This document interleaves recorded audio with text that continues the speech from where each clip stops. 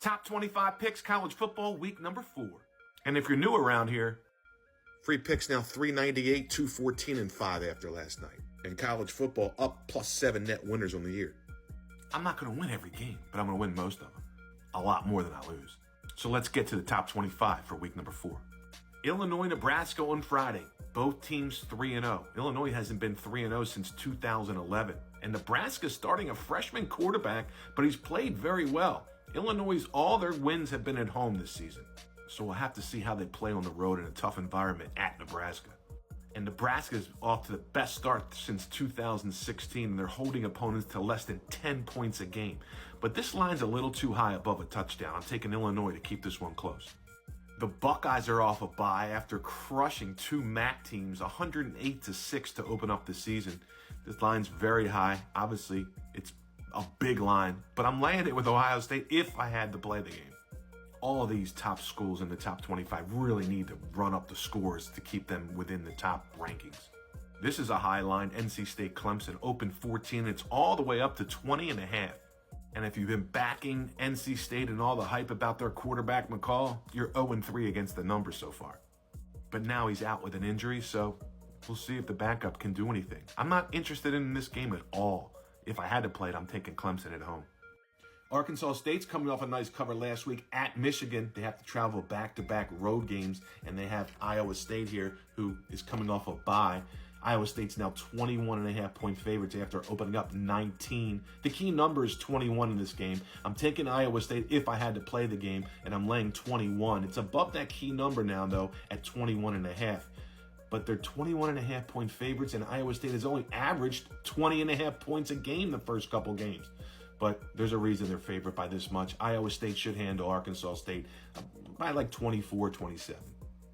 Kent State, not interested in touching them whatsoever. They could be they're just like a high school team. I'm laying it with Penn State if I had to play the game. And Penn State loves to run up scores.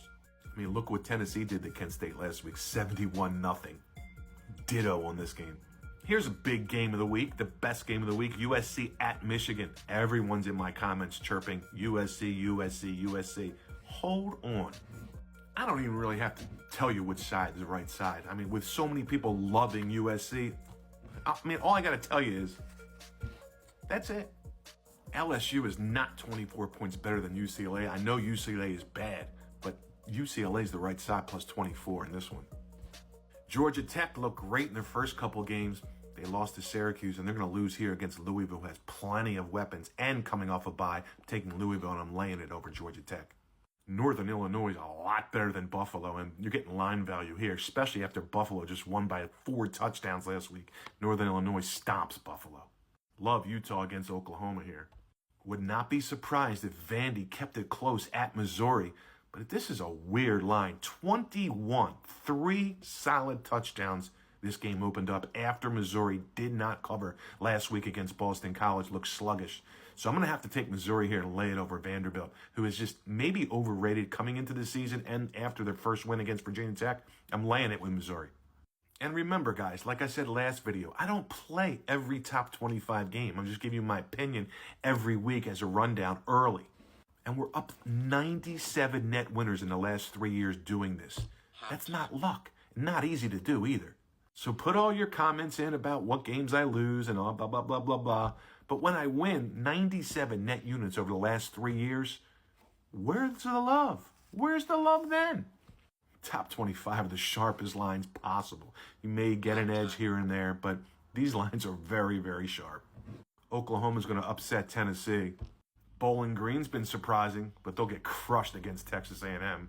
The line's moved 6 points already on the Ole Miss game. I'd have to take Ole Miss if I had to play the game. They're out for a mission this year. They are good, and they may win by 40 or 50 in this one, but it's already gone up 6 points. Not touching the Texas game. And I'm not betting against Kansas State again. They kicked my ass last week. I'm taking K-State on the road, even though a lot of money came in on BYU this week. Alabama, Georgia, and Oregon on buys this week for the top 25. Let's see what we can do this week. We're up 7 net winners going into week number 4, up 97 net winners in the top 25 previews the last 3 years. Let's go. And the Miami of Ohio Notre Dame game, which I'm redoing. Notre Dame lost 2 key offensive linemen last week. 3 now they've lost since the camp opened. I'm going to have to take Miami of Ohio, even though they didn't look good in the first 2 games, and they really were expected to be a lot better than they are. They did play 2 tough games against Cincinnati and Northwestern, who have good defenses. This line's way too high, though. With 2 offensive linemen out for Notre Dame and coming off a 66-7 win, you get line value. Miami of Ohio plus the points in the under. And I forgot about the most underrated team in the country, Hurricanes. They'll destroy South Florida.